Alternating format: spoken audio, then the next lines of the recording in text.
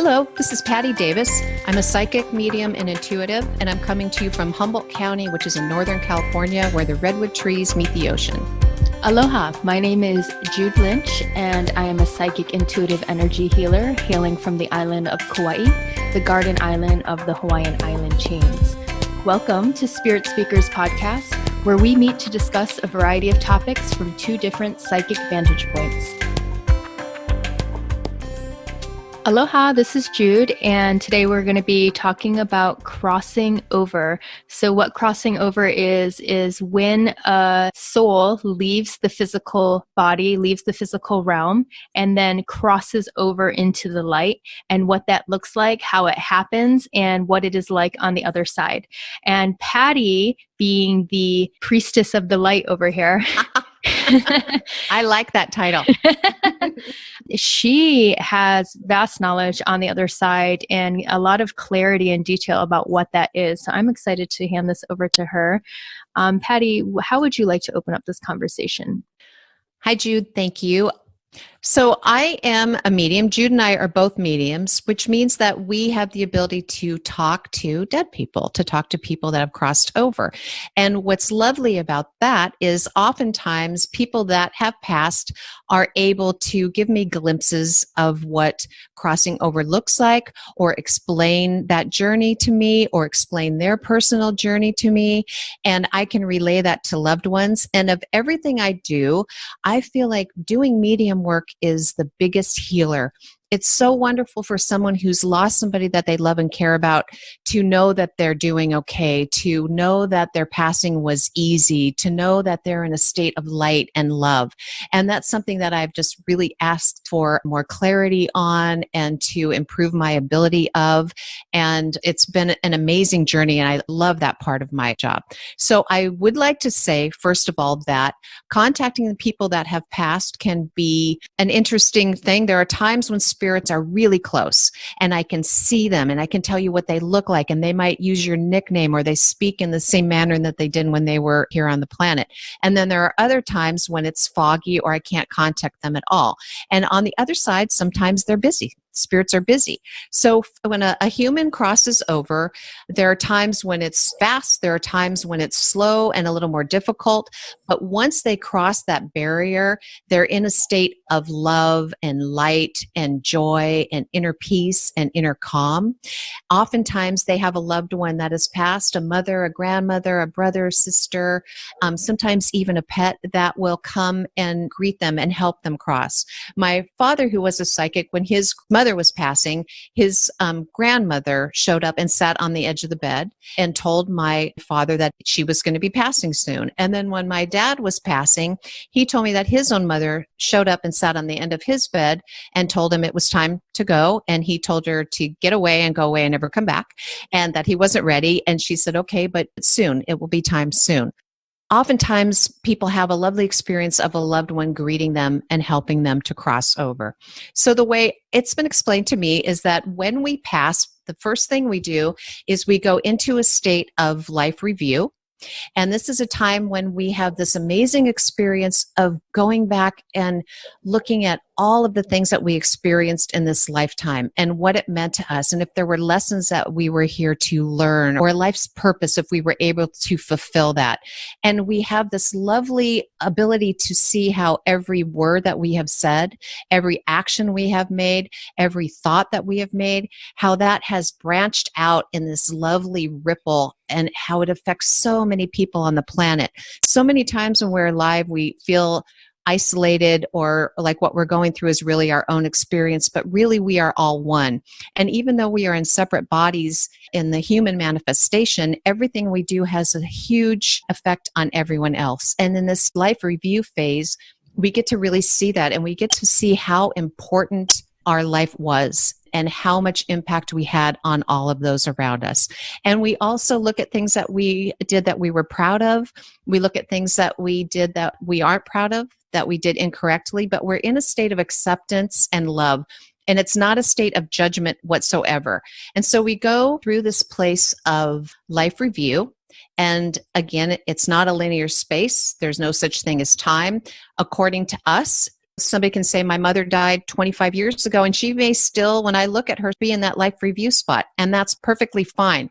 That's what she chose. She was comfortable there, and she's taking the time there that she would like. Other times, people will cross through that and into the light or into the oneness or into the wholeness almost instantaneously. And so it's different with each person. But once people have crossed through the life review, that is when they're in a place where it's a little bit easier for them to contact their loved ones, to come to us in dreams, to show up, to let us know things are okay, to send us little signs like songs that remind us of them, or maybe we'll smell our father's pipe smoke or our grandmother's perfume. So at that place, it's a little bit easier for them to contact us. And from there, dead people do so much. They're busy. They come down into this earth realm to steer us in the right direction, to assist us, to help us make right decisions. And other spirits are busy working on humanity and trying to help the planet. And others are just enjoying the state of oneness and the state of inner calm and peace and love. Some are planning on reincarnating and going into a place to plan on what their next life is going to be like. So it's a fascinating thing to witness, but regardless of how difficult it is near the end of someone's death or about how gnarly a passing may be, once they cross over, it's just into the state of love. Is that how you see it, Jude? Yeah, I really loved hearing everything you just said because that's really how I see it too. And what I'm sharing comes from me and my firsthand experience. I didn't read any books that explain this to me. It's just simply being able to see spirits and watching them go through the various stages of their death. For example, for me, which feels very much in alignment with what you said, is when a spirit leaves their physical body, the first thing that I notice that happens, and it depends on the state of their death, whether, it was a very peaceful and calm passing or maybe something a little more intense. There's a moment that they're kind of accepting and realizing that they have left their body and now they are in spirit form. So I watch them kind of go through that big aha moment, like, wow, I'm out of my body, but I'm still here, I'm existing. And I mean, everybody's experience is totally unique. Some people take to it very quickly. Some people, it's like this huge rush and they're just completely bewildered by every morsel of the experience. Especially, I love it when I see elderly people pass and they go through this because they're suddenly liberated of the weight of their physical body and like the aging, if they weren't able to be as mobile, and all of a sudden they get all this freedom and this movement. And it's this very, oh my goodness, just liberating experience for them. And so I see that window first. And that typically for me lasts not very long, like maybe the first couple days. And I'm really kind of giving you a generalized viewpoint. And then I'll see them be greeted by loved ones. So as soon as they kind of accept I'm out of my body and I'm still existing, I'll notice that their loved ones come around. Whether it's a spirit guide or a loved one or somebody that they're familiar with, it can be different. Just like you said, it could be a pet even that comes and gives them comfort and company on being able to cross over, which is always really lovely to witness from my standpoint, because it's usually people that they've missed, that they love, that had crossed over before them. And so being able to witness that reunion is a really lovely vision. And then after that, I see them go sometimes, depending, like I said, on the state of their death and what they're experiencing in the physical, I'll see them go into what I'm going to describe as the holding and a healing space for a moment. So if they were somebody that was experiencing a lot of physical discomfort in the physical realm, or emotional discomfort, there's a moment of rest and love that I'll see with their loved ones that are coming to assist them, where they're kind of recalibrating their energy to make the journey. And I guess that's the way that I see it. There's just a moment. And so all of these things that I'm describing kind of happen within the first few days after a death. And from their perspective, I don't know if to them it lasts seconds. I don't know if it lasts years. Then they go into, I agree, this like life review. Once their kind of energy is up and ready to handle that, because going through your life and seeing every good and bad and ugly thing you did, I think you have to have your energy a little bit prepared to be able to look at yourself in that way. They're not just going to jam you into a life review before you feel more vibrant in your spirit. So I think that's why I see that kind of holding and healing space.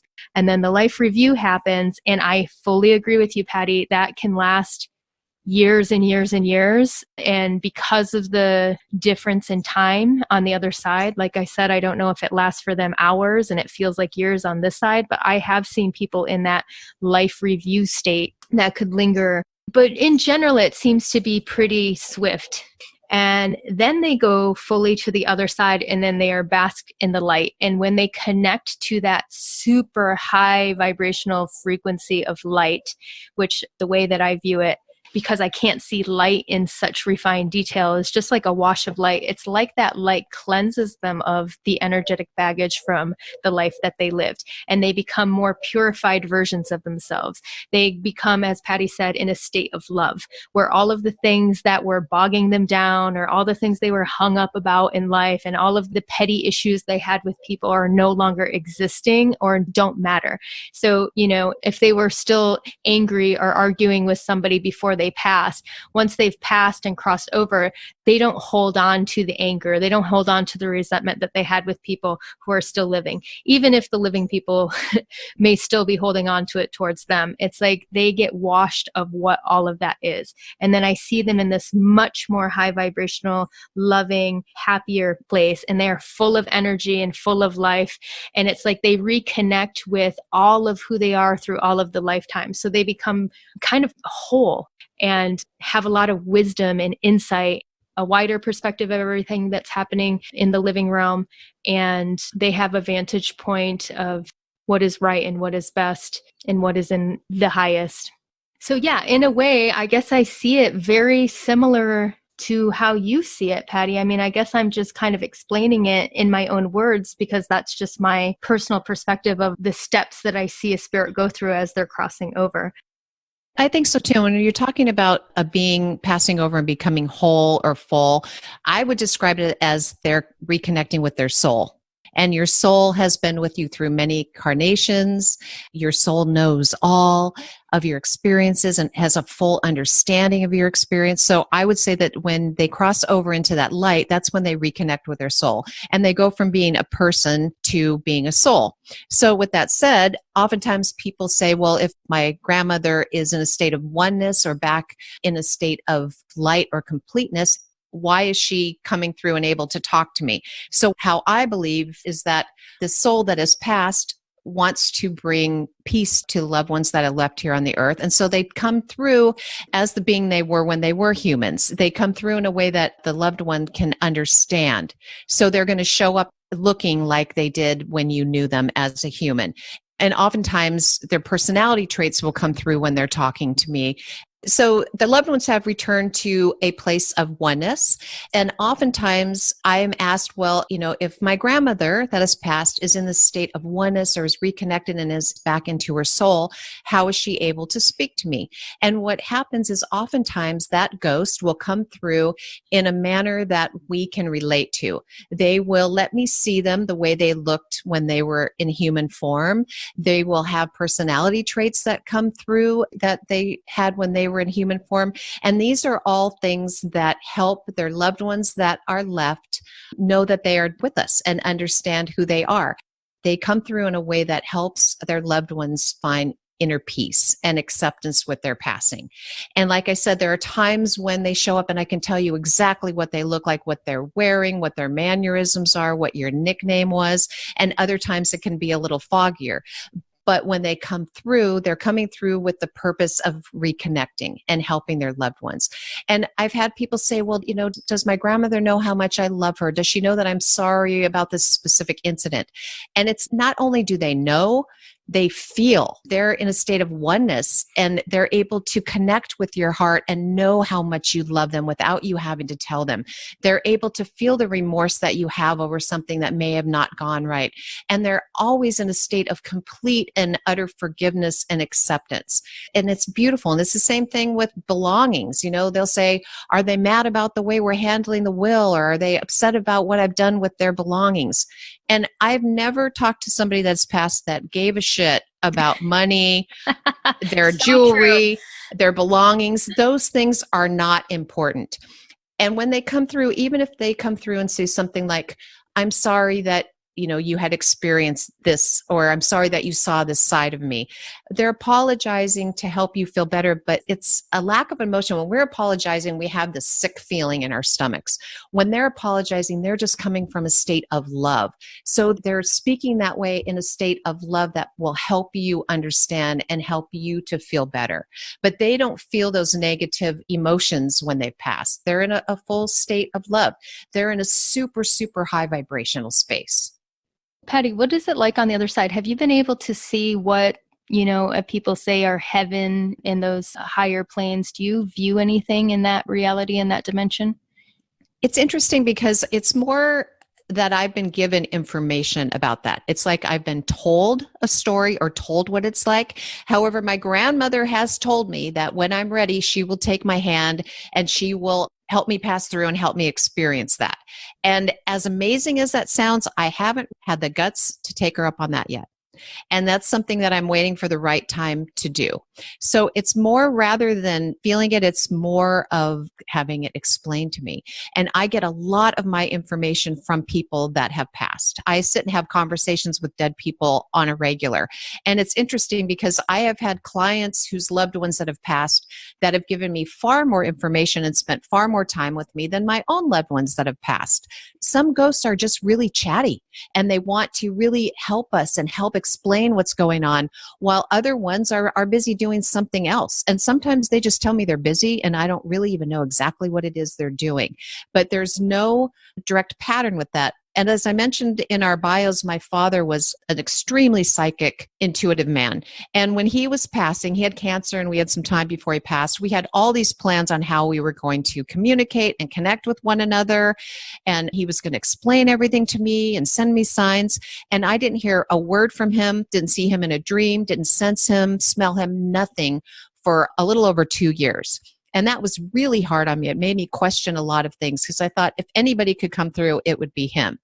And after a couple years, I finally had a dream about him. And then I was able to see him and smell his pipe and visit him. And now I can talk to him fairly regularly. But there are people that I'm not related to that are dead that talk to me and come in much more clear than my own father does. So it's really interesting. I don't think we give dead people enough credit for what they can do here on earth. Not only do they hear us when we speak to them, not only do they keep an eye on us and try to guide us in the right direction and love us and send us loving energy, and many of us have had experience with a song coming on or smelling their pipe or their perfume, like I said before. My grandmother, when I lose something, I ask her to help me find it, and she helps me find things all the time. One time I lost something very precious to our family that I threw away, and I begged her to help me. And then I got a little cocky and said, it'd be really cool if you put it on this one shelf so I would know it came from you. And on Valentine's Day, I woke up in the morning and I decided just to let that go and get on with my life and tell my mother about this thing that I'd thrown away accidentally. That was very important to her, a family heirloom. And I walked into my room, and there on that exact shelf was the item that I'd thrown away that my grandmother had brought to me. Some spirits, some ghosts just really can come through and really be present here. Others aren't interested, or that's not what they're doing on the other side, or they don't feel like their loved ones need that. And another thing is sometimes they know better than us. If they were to visit us or send us signs, it might get in the way of our grieving process. It might slow down our grieving their death. They know better on when is the right time to come through. And I've had family members where somebody that has passed has really shown up to one and not at all to the other. And the person that hasn't seen them felt pretty left out and kind of sad. But in actuality, that spirit knew that the one person that didn't sense them, that if they were to come through, that would get in the way of their healing process and their grieving process and get in the way of them moving on with their life. So I've had profound conversations and meetings with people that have passed, and it's such an amazing source of wisdom and love. And it's a super high vibrational frequency. We are lower, so to contact loved ones, we have to raise our vibration up as high as we can, and they have to bring it down to meet us. So it can be a little tricky for them sometimes to do that. And it's easier for some than others, but we really need to be patient and trust that they know better than us and that they're going to come through in a manner that we're comfortable with and a time that we are ready. That there's a whole divine timing piece. I agree with that. In my experience, there are some spirits that come in with so much energy and the conversation seems super clear and they show me a very clear image of who they are, what they're wearing, features about themselves. And then there's some that come in and it seems like I'm looking through like veils. Like I sense them, but they're just not coming in as strong and it's just not as clear. I think it's a two-way streak. I think that some spirits are just better at communicating. They have more energy to bring into the conversation. Also, perhaps maybe it has something to do with my day too, how I'm feeling that day or the client and the collective energy of the three of us in this conversation. But yeah, it's really crazy how some spirits can come in so strong. And I have clients that bring the same spirits every single time that we have a session and the conversation's very smooth and very clear. And then I've had people ask specifically if I could tune in with specific loved ones. And yeah, I agree. It's not that I hear that they're busy. It's just like I'm not able to get a clear connection. And I have no idea why it is like that. I don't know why. Divine timing might be the answer, just as you said. Right. Or maybe a vibrational alignment, like things have to be kind of in alignment. And if something's just off a little bit, that portal's not going to open. I totally agree with you. I love how you describe that as they're behind veils, because there are times they're standing there and they're talking to me and I can pass on direct information. And then there are times when they're kind of trying to give me sign language and they look frustrated that I can't quite get what they're trying to say. Like they're over and over trying to give me a message that I can't quite hold on to. And then there are times when it's like I have to read them to pass on the information. The communication isn't quite there and I'm trying to read them. And then there's times somebody really comes in to see Aunt Sue, but Uncle Tom is who's coming through. Totally. Yeah. And I've also noticed that if I talk too long to a spirit, they tend to recede in my vision. Like they can come in really strong for like a little bit of time. But if I try to hold on to that connection too long, the connection gets weaker and weaker and they seem to get further and further away from me. And that's something that I experience. Well, and they're in this wonderful high dimension and they have to kind of dumb it down. They have to lower their frequency so that we can chat with them. So that makes total sense to me that they're only willing or able to lower that for X amount of time. And I agree with you. I can't sit and talk to a spirit for hours on end. No, I can't either. In fact, it's draining for me to keep that very clear because I'm working very hard to keep my frequency at their frequency in order to make that communication happen. And after so much time, I get zapped too. It's a little bit tiring to keep it open. Yeah. And I'd like to kind of correct something a little bit. I said earlier that it's more that I've been told a story or told what it's like. But a lot of my clients will agree to this. Oftentimes when I'm doing mediumship work, I will sit and cry. There are times when my clients are totally dry-eyed and I'm just bawling, and your grandmother's saying she loves you, because I do feel it. Once I'm able to connect, the feeling of oneness and love is so overwhelmingly amazing and beautiful that it's hard not to emotionally to react to that. Do you find that, Jude? Yes. Do you find yourself feeling that? Totally. I'll get very emotionally involved in the message sometimes, especially if it's deeply heartfelt and they're being very passionate about something that they're saying. I'll get very emotional and cry it out because sometimes the person in the living room is simply getting a message that, I'm sorry. Those are big ones. Like, especially if somebody's coming over from the other side and trying to help the living person find peace with unresolved issues and things like that. And they're bringing messages forward like that. Yeah, it can get very emotional.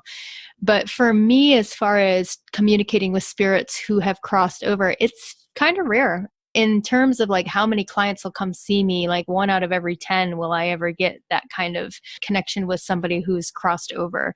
And sometimes it's like mind-blowingly just like a clear hit on what it is. And like I said, sometimes it's like through the veil. Does that happen to you often? Are you always connecting with their loved ones? Gosh, I feel like I'm kind of tooting my own horn a little bit here, but I would say, 95% of the time I can connect. I know, but I know I can connect in some manner. And like you said, sometimes it's just crazy and profound and I'm blown away by the experience. And other times it's, just a little bit of information. Other times they're not even asking to speak to somebody, but I'm like, okay, who's the older man that's standing behind you that's been gone 5 years? Sometimes spirit will come through without even being asked. But I have really, really worked on setting the intention and asking for the ability to do this, like I said earlier, because of how important it is and how much peace it can bring to the loved ones that are left. I mean, I beg Spirit to help me be a better medium. And so it's something that I've worked on a lot. And it does happen fairly frequently, but like I said, at different levels. Yeah, I do ask too, and I've been asking more and more lately, and I have noticed that my ability and the clarity of the communication has been stronger. It's kind of a slow incremental climb. I do feel like I have a lot of growth in that area of being able to communicate clearly with spirits who've crossed over. I do want to share that as far as a view of the heavenly realms and what's on the other side, I have actually had some very clear visions of what that looks like. And it's kind of just like a quick blast of a vision. It's not anything I've been able to linger in for a long time and really explore, but it's enough of an impression that I can get enough detail of what it looks like. And what I see are these like beautiful landscapes. It's not much different than what we see here on Earth, but way more vibrant, way more beautiful, full of light. Colors are like hyper colors. Like green is not green. It's just like the most beautiful, luminous, vibrant green you can even imagine, and so many different shades of that green. And the landscapes are like pristine and perfect and beautiful. And when I have had the opportunity to see those heavenly realms for a moment, it just looks like the most beautiful, untouched landscapes on Earth, but just lit up like there's an inner glow, almost like a vast infinity with how far those landscapes reach. And that's a vision that I've had in the heavenly realms. It does not actually look that much different from Earth and or other planetary landscapes, I should say. I think it looks like landscapes. And I've gotten impressions of structures and buildings in those heavenly spaces. But like I said, because it's like this blast, this very clear vision of what it is for a moment, because I think it takes a lot of energy for them to come through from the other side into this dimension, into this lower Earth frequency and give me that information. So I'm only able to see it for like a moment, but it's strong enough and clear enough and undeniable in a way that that is what I'm looking at. And I've seen enough of it to know how beautiful it is. And I'm quite honestly looking forward to journeying on to that space myself, but in my own good time. Yeah. Not rushing. Yeah, that's beautiful.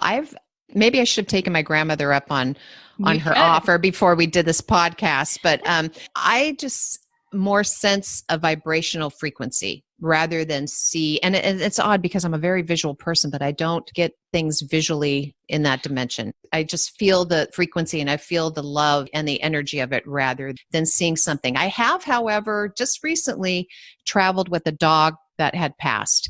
Luckily, I was at home that day when my client's dog decided to go, because I just was sitting there bawling because it was the most amazing visual that I had ever seen. Just the freedom of his physical body. This dog just started like swimming in the air and dancing and moving around in this light. And he just traveled on and didn't look back until he got to like a little bit of a threshold. And that's where he stopped and he turned back and looked at his master. And it's like he got to that point where he realized that he had left his physical body and he had left his master behind. And it's like he laid down for a while at this threshold and just sat there till he was ready. And then when he was ready, some loved ones showed up and helped him cross over. And it was just amazing and beautiful. And that's something that I found with domestic dogs. And I haven't seen any cats, so I can't speak about that. But dogs are just here in a state of love. They're here to be loved. They're here to love their people. They're just such a pure energy that when they pass, it's usually zip right across. I find that interesting because I've actually had a few experiences with the dogs specifically crossing over. And just like you, I haven't seen a cat. And I'm a cat person. I don't know why I've never seen a cat, but I have seen a few dogs cross over. But your description of this last experience that you had with the dog crossing over is how I see all spirits cross over. And I'm like, surprised you never seen that before. I'm actually a little shocked, Patty, that I've seen this more than you. And I think maybe it's because I see so many earthbound spirits. And like I said, I help a lot of them and I'm always being encountered by them. And I have, my method of helping them cross over. And it's pretty much exactly like that. I see them kind of ascend into a light and they get to a threshold that I know that once they cross that threshold that they've gone into the light and started their journey with their life review and all of that. And it's super beautiful every time I see it. And every time I cross a spirit over, I get to see that. I get to witness that. That's great. That's great. So we had a question from one of our listeners about reincarnation, and if we can contact or read a soul that is getting ready to reincarnate. So I thought this might be a good time to address that since we're in this space. And I'll tell you how I see it, Jude, and I'm curious how you do. When I am trying to contact somebody that has passed, when they are getting ready to reincarnate, for me, they seem off in the distance. It's kind of like they're off on top of a mountaintop, or they're just over the hill. I can still sense them and I can get general information from them, but there's quite a bit more distance between them and I. And that usually tells me that they're getting ready to incarnate. It's almost like they're up to bat, they're getting ready to go. So they're preparing for this incarnation, and it's a little harder to read. But once that being fully incarnates, I still can read the soul. I still can give you information from them and tell you about them and give you messages from them. It's a little more distance, and it's a little harder to get that information, and it doesn't usually come out as clear as it does with someone that isn't quite ready to incarnate or that hasn't incarnated yet. How do you get that? I think that's fascinating. Now that you mentioned the question and I'm thinking about it, I know somewhere in my distant memory, there was at least one experience I had where I was communicating with the spirit on the other side, and they gave me a clear message that they were getting ready to reincarnate. But I haven't had a lot of experience with that, to be honest. I don't really have a lot to share because I don't have a lot of experience with souls that are getting ready or have already reincarnated. I've had a couple times when I've had someone come in that's pregnant or getting ready, and I've been like, oh, this is your uncle so-and-so coming through, or this is your great-grandfather coming through. And it's a little trippy. And, I ask first to make sure that my client can handle this type of information, but I will get information like that, or, your daughter is your great-great-grandmother incarnated.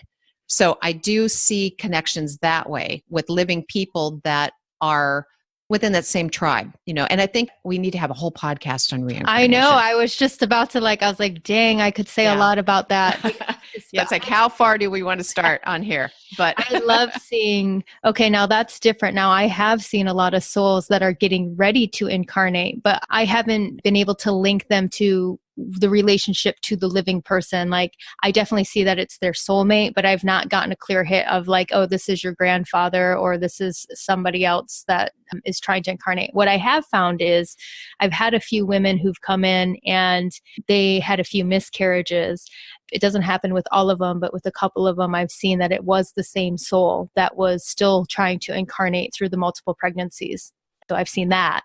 Right. I have two. Mm-hmm. Yeah. So one quick thing I want to say before we wrap it up is talking about signs. Our loved ones will send us signs and symbols and things to just let them know that they're still with us. And I like to tell people that your relationship hasn't ended. It's just morphed into a new relationship. It's just working out in a new way, that it's not an ending. It's just a change or a shift. So if you are doing something and you see a beautiful butterfly and all of a sudden you think of a loved one, yes, that is a sign from your loved one. And we doubt ourselves so much that we miss so many things.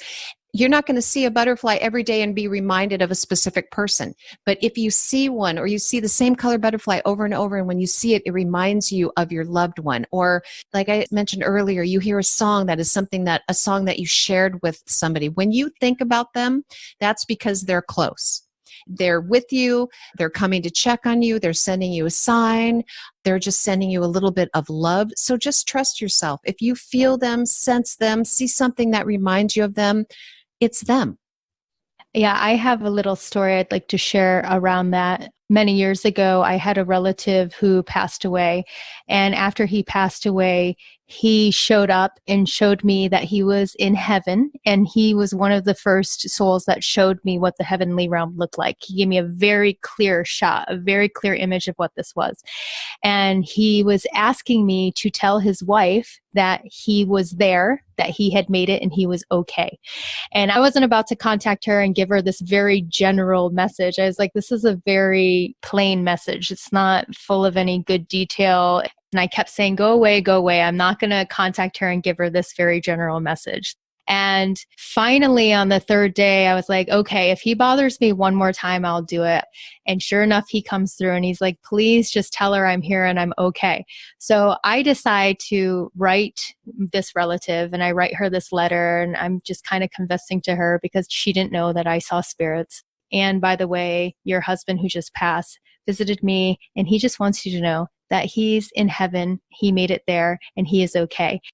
So I sealed up the envelope, and this was the last envelope in my house, by the way, and I licked it. And I remembered that I had picked up this hummingbird pin that I wanted to send to my grandmother. So I ran, got the hummingbird pin, threw it in the envelope, closed it, and sent it off. And I put no message as to where that hummingbird pin belonged.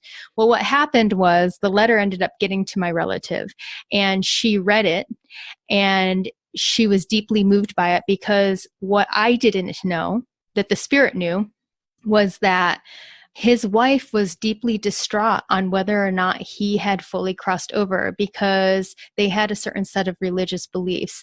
And because of what was happening in their life prior to his death, she worried that he might be in purgatory or limbo or stuck and wasn't granted access into heaven. And this deeply bothered her.